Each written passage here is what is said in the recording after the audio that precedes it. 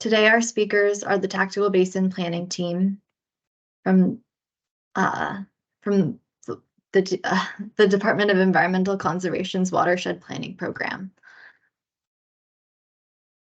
They will be talking about how the Tactical Basin Planning process can be used to identify flood resilience opportunities and priorities for the future as Vermont's communities recover from the recent disaster.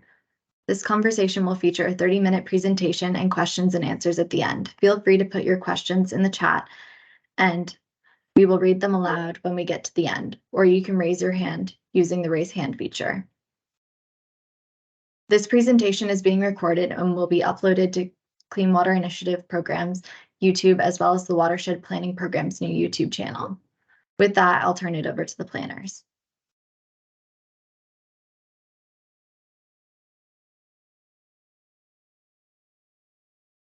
Great, thank you very much, Rachel, for that introduction. And Karen, please feel free to start sharing your screen. And good afternoon, everyone. My name is Ethan Swift. I'm the Watershed Planning Program Manager within the Water Investment Division here of Vermont Department of Environmental Conservation. And as Rachel said, we are here to discuss flood resiliency and the state's approach to watershed planning today, which is really predicated on the many floods and restoration activities that have been occurring since the landscape was initially settled, and where subsequent deforestation and land management activities have taken place over the last 200 plus years now. And as many of you folks likely know, our river systems in Vermont have experienced significant and ongoing management activities that have led in some cases to more disastrous flood damage, such as the channelizing and dredging and berming of our river systems. And many of these activities happened decades or even more than 100 years ago. These recent July floods have emphasized the need for more flood resilience work throughout the state, especially in the face of climate change. And we recognize how many Vermonters are focused on ongoing recovery efforts and will continue to do so for some time. And our hearts go out to everyone who has been impacted by these recent floods.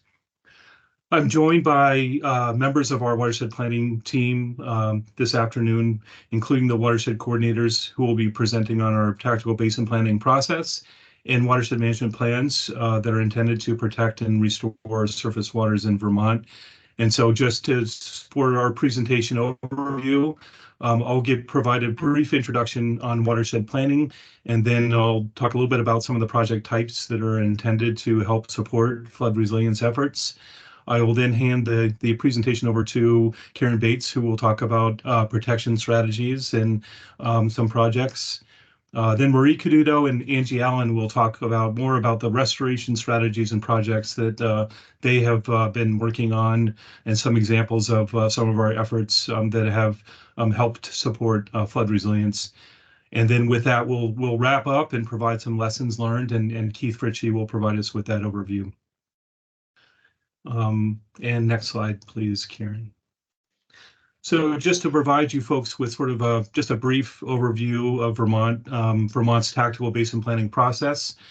It's a process that's intended to engage our partners in our communities in the development of surface water management strategies to identify and prioritize clean water projects that directly support flood resilience efforts, as well as to provide other types of co-benefits. Vermont's watershed management plans are required by the Federal Clean Water Act and also required to be updated and revised every 5 years via Vermont statutes and Vermont's own Clean Water Act. Vermont tactical basin plans rely heavily on updated surface water quality monitoring and assessment data. They identify priority objectives and strategies for each of the 15 major river basins throughout the state. They rely heavily on the engagement and endorsement of our supporting partners and organizations throughout Vermont, and they serve as a vehicle to implement surface water protection and restoration strategies that are geographically specific and action-oriented on this 5-year iterative cycle, And so just to run through the numbers, there's 15 major river basins in the state. There's 5 watershed coordinators.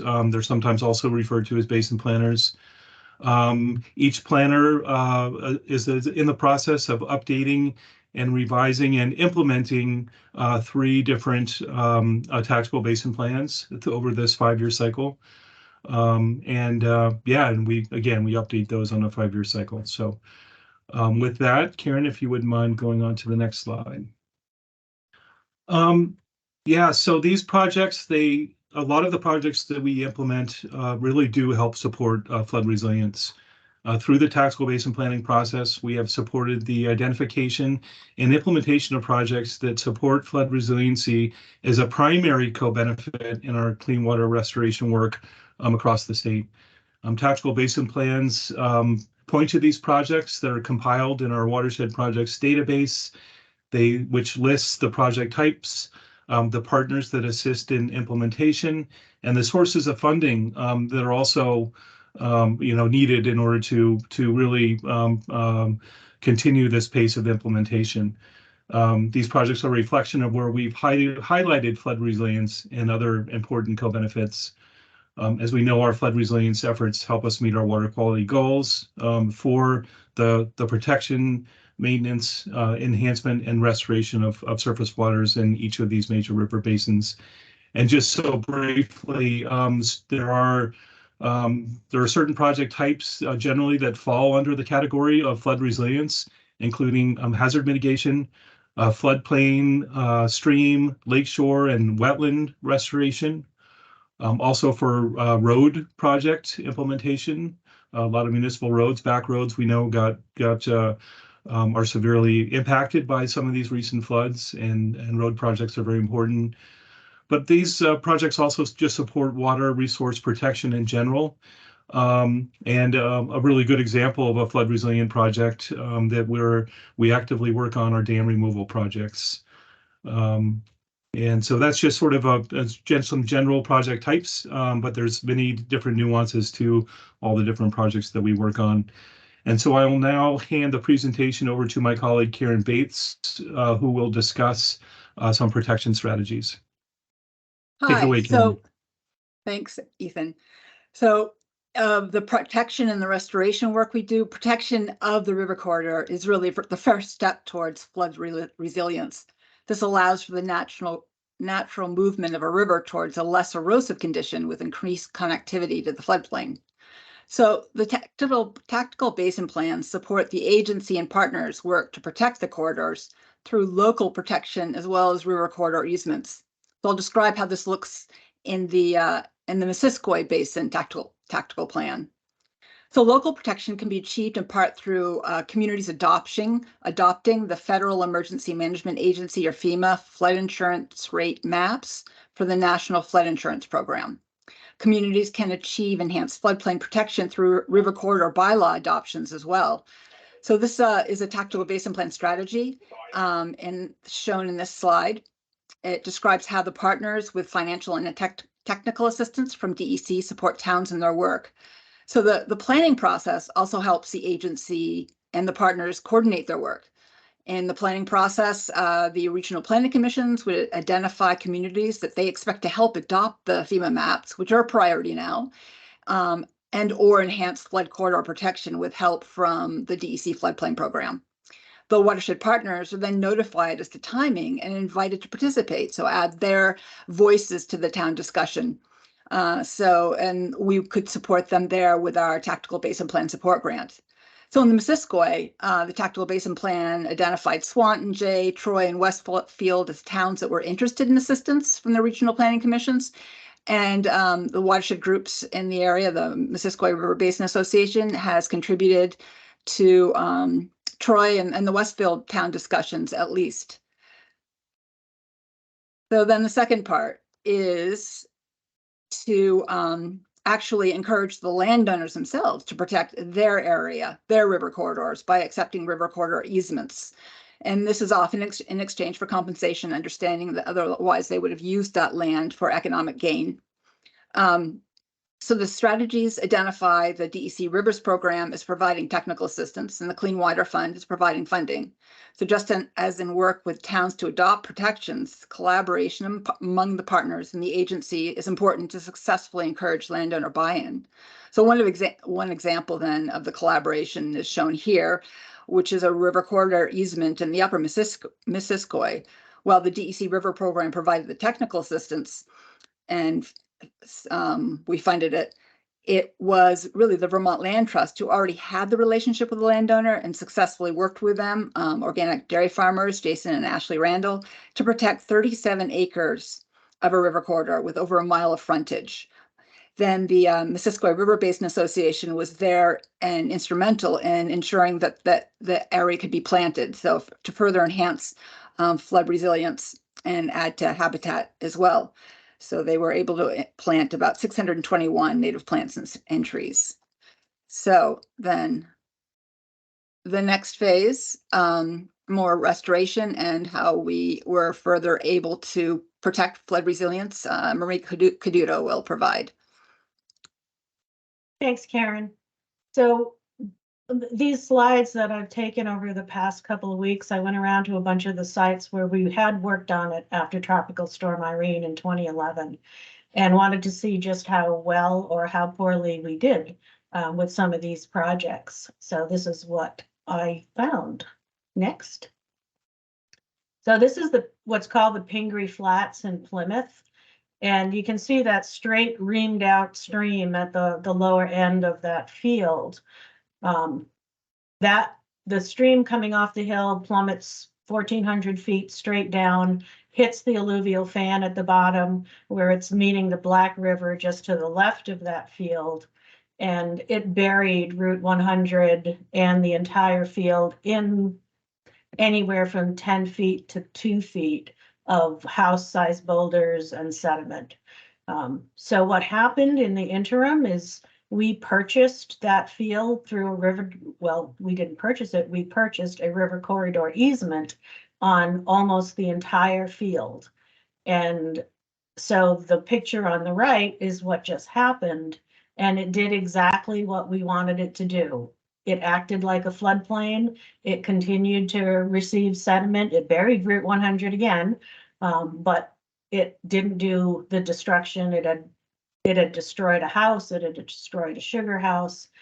And after they reamed out that stream at the bottom, it was bermed on both sides. So one of the first things we did was break through the berm on the field side, which allowed water flow to re-access the lower field, which had been basically a prior converted wetland. And you can see all the vegetation on the left-hand side of the field, which is now a functioning wetland, and it just grew back on its own. We didn't have to help. So just an example of how that land protection and the projects of getting rid of that berm, allowing the wetland to restore, treated a lot of water that came across that field, because that's not all buried in sediment again this time. Next. This is Melrose Terrace, which was an elderly and disabled housing facility in Brattleboro. And the left-hand picture is what it looked like after the waters receded in Tropical Storm Irene. It had flooded most of the buildings on the site, which was right along the Whetstone Brook. And obviously not a good place to have elderly housing. The first thing that would go underwater every time we had a good storm was the electrical station. So that it was evacuated pretty much every time we had a good storm. So needless to say, they decided it wasn't going to be able to move forward with it, took the houses down, found a site location in a safe place, built a new facility, and took down. Almost all of them are gone now, except for a few. And the picture on the right is what happened a couple of weeks ago, where those houses were. The brook formed a flood chute, went through what is now planted floodplain after the removal of the buildings. And again, functioning just as we had hoped it would, as a flood chute and a floodwater protection. This is Grafton on the Saxons River, which got really very badly hammered in Irene. A whole series of houses and businesses were destroyed and bought out, including this one. And it took until 2019 before we were able to get back in there and plant a buffer on the parcel. And while the right picture doesn't look like a whole lot, you can see some small shrubs and trees growing up through there. And the water came up, the water dumped sediment and gravel on the parcel. And even though those plantings are really small, they held. They're there. Some of them are leaning over some, but they held. And it did trap sediment on site, which is encouraging to see. The Windsor Firehouse Dam is one of my favorite projects since Irene. You can see that it was just a small concrete block dam right behind the firehouse. And previous to what we did, every time a good rainstorm came, some of the blocks would get knocked off. They'd had to put them back up. They'd get knocked off. They got put back up. And this is where the fire station draws water to fill the fire trucks.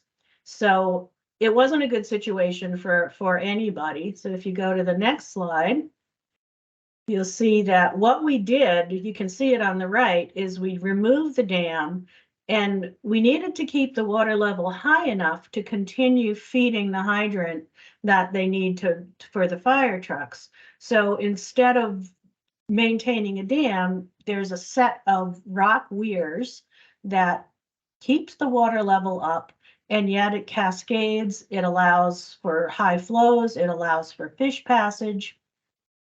And on the left is what it looked like shortly after the first dumping of rain that we got 2 weeks ago. It all functioned. There's no erosion on the sides. Everything flowed. And this had a large sediment plume behind it. Just upstream from that dam was the Harrington Dam. And you can see on the left that it was a breach dam, but the remainder of the dam on the right really constricted the channel. And so during Irene, during high flows, it took out a barn that was standing on that left bank. A beautiful historic barn went downstream. And on the right, you can see all that riprap. It took out 200 feet of Harrington Road and then went under a bridge and flooded the fire station. It's great. So what we did, if you go to the next slide, is we didn't take out the whole dam, we just lowered that constriction section so that the higher flows could pass over it, which it does, you can see on the right, taken a couple of weeks ago, is that now the high flows are just flowing over it. It's not constricting, it's not holding back all that water. And again, there was no damage done after this storm happened. The other dam removal that I'm really happy with is on the left. There was a hole in this dam before Irene, and it was undermining the dam, and it was causing flow to go around the dam, which had formed a channel, and it just couldn't handle it. And the whole dam blew out in Irene. You can see that on the right of that, the dam just collapsed. So they tried, this is go back. So on the right, this is after we took out the dam. It looks like a straight channel, but it's actually not. There's meanders down the bottom of it there, but we left a lot of natural material. This is a town park, a very heavily used town park. So they wanted it to remain a park. So we planted buffer trees and they're starting to grow in, but you can see that the only erosion was right along the edge of the channel, and everything else held up really well. And this one is just kind of fun because this just went in last month, this whole stormwater system at the Ascutney Hospital, which we've been working on for at least 6 years to get this project in. And they put check dams and a trench all along the side, which led to a catchment basin on the top, and then these 2 stormwater ponds on the bottom next that lead to a swale along the road, and you can see that it trapped a lot of sediment. The only damage done was right at that little head. And so they've already gone back and fixed it. So, you know, to say that we got it right in the fact that this was well designed enough to be brand new and still hold up with all the rain that we just got. And the last one is to complement our AOT folks and the stormwater folks in looking at all the MRGP restrictions that we have and requirements. This is my road, and it's very steep. It's called Caper Hill, and it's called that for a reason. And on the left, they did all the MRGP practices 3 years ago, 2-3 years ago. Right, so that you can see on the right that there's a sediment basin at the bottom of it that held up really well. And if you click on the next one and hit play at the bottom there, you should be able to hit. There should be a. Can you do that? There you can. So that's the left side of the road. And the right side of the road, they didn't do any treatments on. And that's what the right side looks like without MRGP. I just thought it made a great comparison. And now since the 10th, we've had on this hillside, since that first storm, we've had over 20 inches of rain at my house. And this gully is now at least 2 feet deep and way worse. And the left side where the practice is in place looks just like this. So just to complement the fact that these practices that we're putting in place now really are making a difference and protecting water quality. So with that, I will leave it to Angie to take over. Great, thanks, Marie. Those are all really wonderful before and after project highlights. So I'm going to take a bit of a different approach. I want to highlight the town of Brandon, which is in the Otter Creek Basin, and their work collectively over time to become a more flood resilient community. As many of you probably are aware, the town has a long history of episodic flooding by the Neshabie River due to its siting and the development pattern in the downtown area in particular. So over time, especially following Tropical Storm Irene in 2011, the town has worked with our program and other state and federal partners to implement green and gray infrastructure projects that have really made a big difference in flood-related damage to that area. That was evidenced by the fact that the town was relatively unscathed during the most recent flood events. So from a high level, some of the things that they've done include property buyouts, removing buildings such as the old Tubbs factory, berm removals. They've done river corridor easements. They've upsized culverts, and they've also placed flood resilient infrastructure in important areas of the downtown, which is really densely developed. Some of these projects included a Green Streets project, floodproofing of buildings, and the wholesale removal of one building that was a huge encroachment in the river.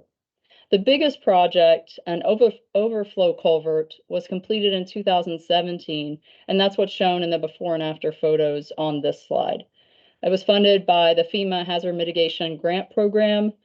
It cost about $2.5 million, and Brandon's cost share was significantly less than that because the town qualified for emergency relief assistance funding, as well as participating in the Vermont Economic Resiliency Initiative project.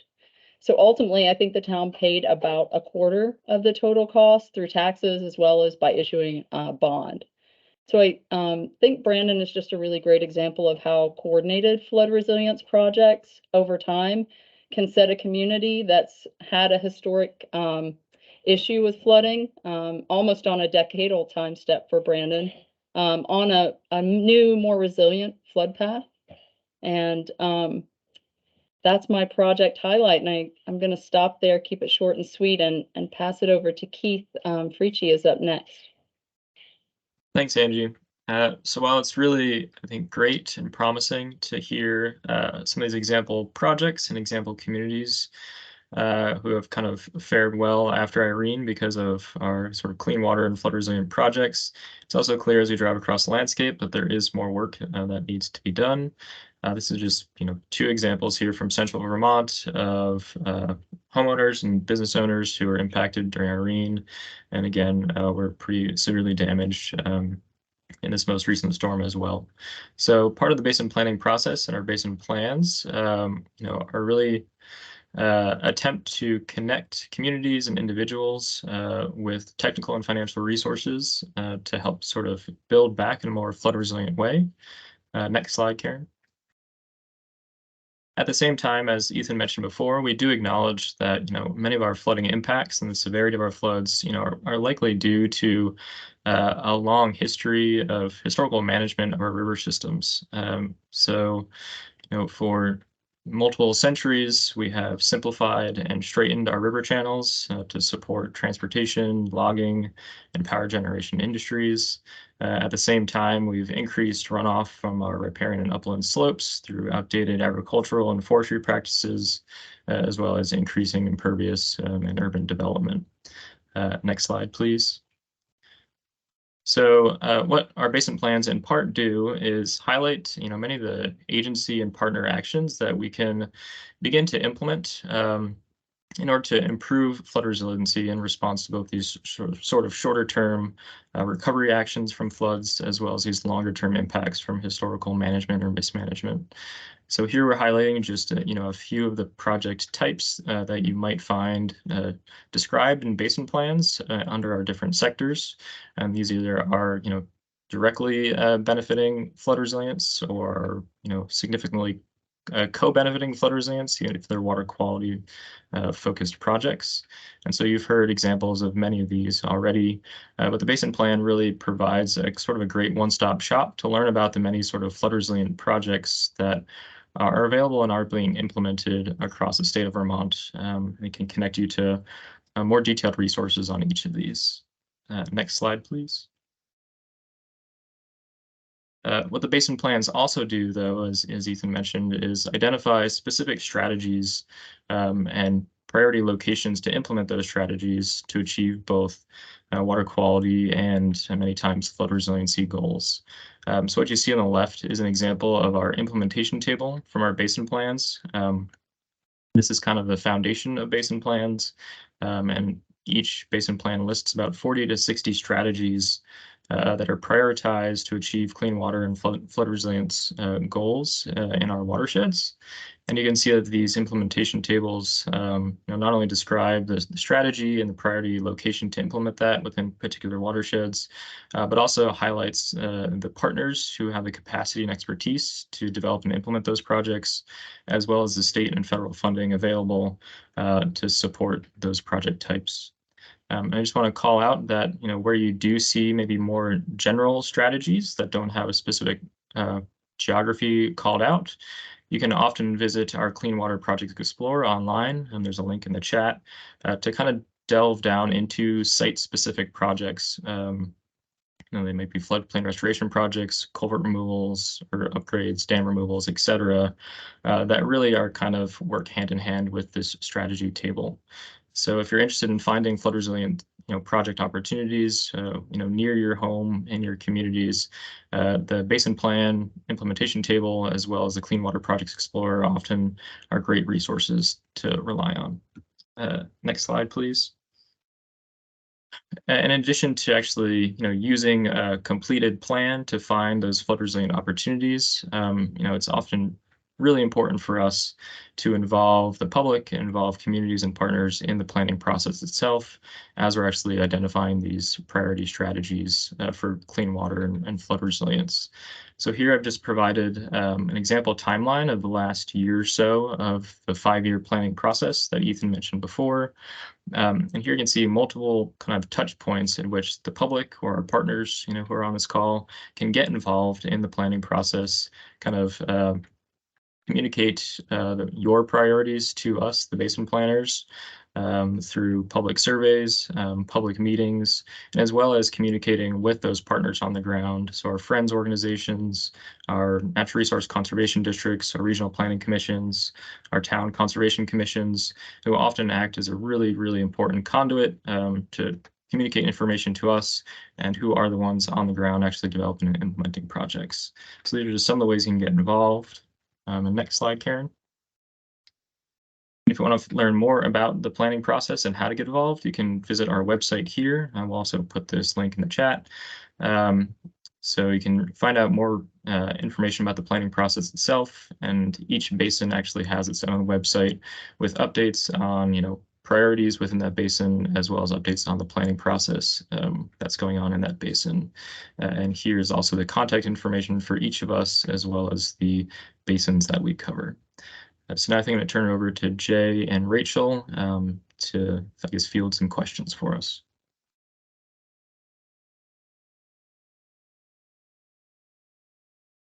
Thank you. And if you have any questions, you can put them in the chat, or you can use the raise hand feature to ask.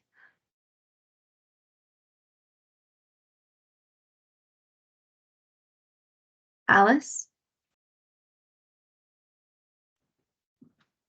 Yes, hi. Can you hear me?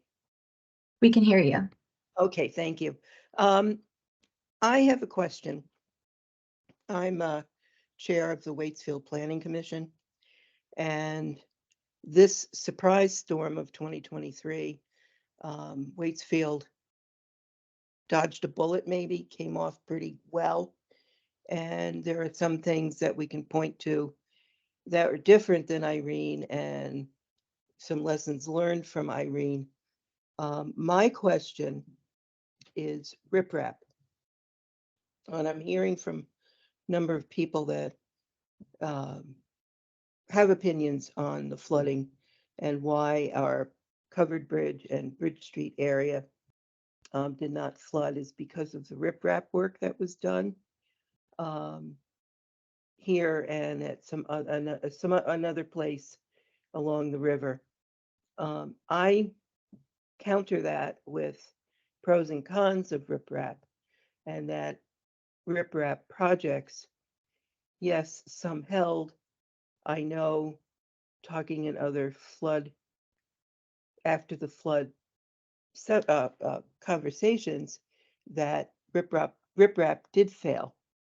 And I'm trying to get a conversation with an engineer in Waterbury who was a civil engineer working on bridges, what the current thought is on riprap. I think it tends to keep straight channels rather than letting the river find its way in the river corridor. And I was wondering if you could make any comments on that for me. Hi, Alice. I'm willing to follow up on that, and certainly welcome any additional insights from my colleagues. But I would say, the state does sanction the use of riprap to protect infrastructure. And we know that, especially in downtown areas, that sort of hard armoring of the stream bank is necessary to protect bridges and roads and other types of infrastructure at some of those critical locations. I will say, though, that riprap, it does not necessarily mitigate or dissipate the energy of the river flows. And so oftentimes the riprap just serves to deflect it over to the other side of the channel, and essentially sort of, may cause greater erosion downstream because there's no sort of opportunity to dissipate that energy. The one greatest value I think that we've seen since in more recent years, and certainly since Tropical Storm Irene and now with the July flooding, is just how what the tremendous value of our floodplains are in being able to provide that sort of pressure release valve for floodwaters, and where we have really good floodplain access and the river is able to get out onto those floodplains. really does just quite an incredible job in providing ecosystem services to provide flood mitigation. So is a follow-up, I think, RIPRAP has its place and serves a purpose. RIPRAP has to be the right size also, and has to be keyed into the river channel in order to sort of have that long-term purpose of stabilizing a stream bank. But as we know, we're also seeing increasing storms and at increasing magnitudes. So we're also mindful that we need to continue to look for floodplain access opportunities and other types of sort of river corridor protection to try to take some of that pressure off of the downtowns. And I would add that in Warren, this is Karen Bates, so I've been the watershed planner for the Winooski Basin, and Keith Ritchie is now, but I do know there are projects in that watershed that could have reduced the flows, and road maintenance projects where they've redirected stormwater away from the river, and there's obviously others proposed. So the idea would be within the watershed of that dam to look for projects or acknowledge that projects that were done have helped to reduce those flows that could have otherwise damaged the bridge. And I think the Friends of the Winooski River are your partner there to help you identify those projects, potential projects. Thank you. I mean, Friends of the Mad River. Did I say Winooski River? Friends of the Mad River. Yes, I've had conversations with them about this issue and solutions and stormwater infrastructure solutions. Thanks for your question, Alice, and thanks, Ethan, Karen. Brett, did you have a question? Yeah, hi. Can you hear me? We can hear you. Awesome. My name is Brett. I'm a ecological designer and planner with running a business called Dicot Land Studio. I hopped on the call a little late, so you might have touched on this, but I was just curious kind of what your process for prioritizing the implementation of some of these projects within communities, and kind of how that gets coordinated through the project partners, and kind of in particularly thinking more about really in-stream interventions like dam removals, and acknowledging that unless the centuries of hydromodification kind of within the watershed is acknowledged as well, that without increasing infiltration in the surrounding watershed, sometimes in-stream interventions can have little effect when we're getting these really dramatic storm events, and just kind of there's a lot of uncertainty in how much water we are going to get. So I was just kind of curious about your process for prioritizing the implementation of these different projects within these basins.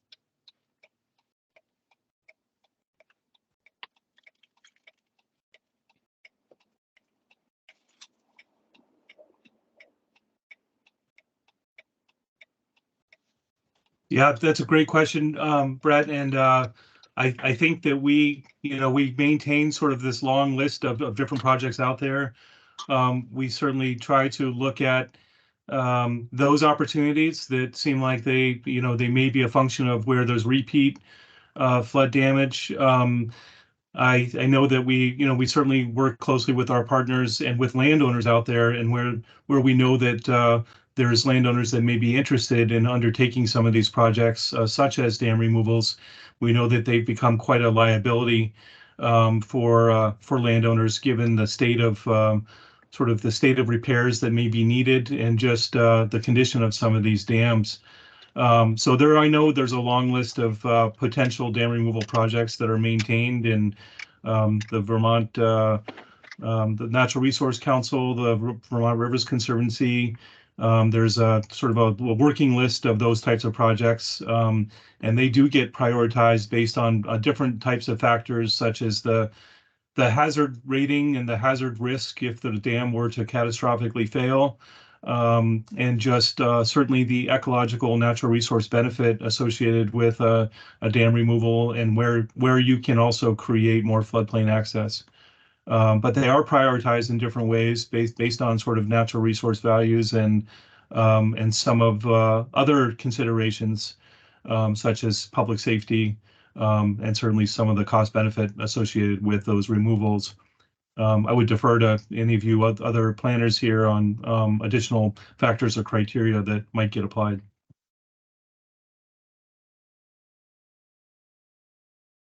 Yeah, hi. Thanks, Ethan. I'm Ben Copan's another watershed planner. And I would say another tool that we have to help us prioritize are our stream geomorphic assessments and river corridor plans. And so those really allow us to look at a lot of what's going on in a stream system and look at not just the water moving through those systems, but the sediment. And oftentimes what we find around our dams is that they trap a lot of sediment, and then downstream of those dams, you have kind of a sediment starved system that cuts down and that loses access to that floodplain. And so a lot of what we look at is that opportunity to restore that sediment continuity and really try to restore those streams to more of their equilibrium condition, which allows greater access to that floodplain kind of throughout the whole system. Awesome, thank you.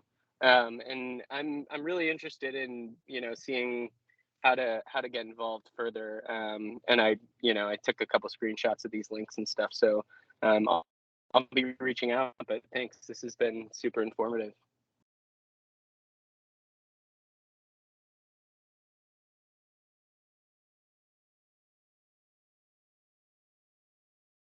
Thank you for attending the conversation.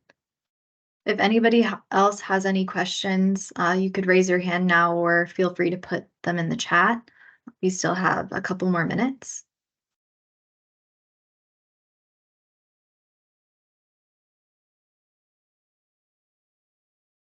I'll just add and know as a resource for many of you folks are aware of the Flood Ready Vermont website. We can put a link to that in the chat. There's lots of good resources out there, of course, while folks continue to for the ongoing recovery efforts that are taking place. And we know it's often a long game in terms of how we recover from some of these floods. It's good for us not to lose sight of the fact that that there may be another flooding event that happens in the not too distant future. We look at this as sort of a probability assessment as far as the likely chance that another large storm event will occur, such as a 100-year storm or larger. And so it's often not so much a matter of if another storm event will come along, but when. And I know that we're all sort of getting more familiar with the frequency and the nature of these heavy precipitation events that can exacerbate flooding. But I put a link to in the chat just to the Flood Ready Vermont website, just as a resource for folks here.